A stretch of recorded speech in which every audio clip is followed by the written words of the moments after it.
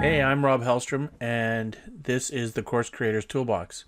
Here's a really quick tutorial to show you how to create a mp4 from your Camtasia project. So there's a couple of different ways to do this. The first way is just to go up to export and go down, and you can export that way. The other way is there's a green button on the right side of the screen which gives you those same options. So it doesn't matter which one you pick. We can go to the local file, which we're going to export. And we have some choices here. Now, if you want a different resolution than what your original video is in, we can select, say, something like 720p, or we can do 480p, but the resolution is going to be pretty hard to see any sort of detail in the video. So I always like to try and choose the largest resolution as possible. So I'm going to again go with 1080p.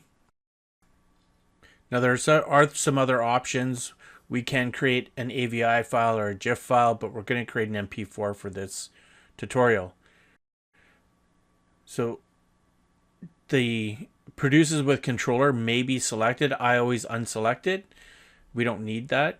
Then we're going to go through and just check the size to make sure that it's the size that we want, the frame rate that we want, the quality, and then we're going to go check those audio settings. So everything seems good. So then we're going to go next. And here we have the option of adding video info, and this is information that's baked right into the file. So we can add a watermark, and we're going to go next. Now we are going to choose the file name. It's usually the name of the project and the location on your machine. There are a couple of checkboxes that you can uncheck if you don't want to see, say, the show production results or have the video play directly right after. So let's hit finish. It's going to start the rendering process, and I'm not going to make you sit through all of this. So we're going to fast forward this. So now that we're finishing rendering here, the last few percent are just ticking along. We're now going to have an mp4 file.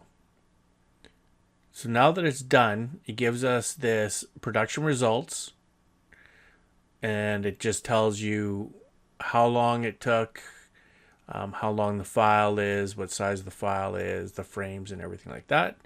We can open up the folder that it's stored in, or you can create a production preset if that's the same settings you want to use over and over again. So here we go. So there's the mp4 now that is created, and I've stored it on my Y drive. And if I go into the properties, I can see that it's an mp4 file. So that's a video file. And you can see the size. And then once we're done with that, we would then upload this to, say, your Teachable site or YouTube or your website or whatever you happen to be doing with the video file.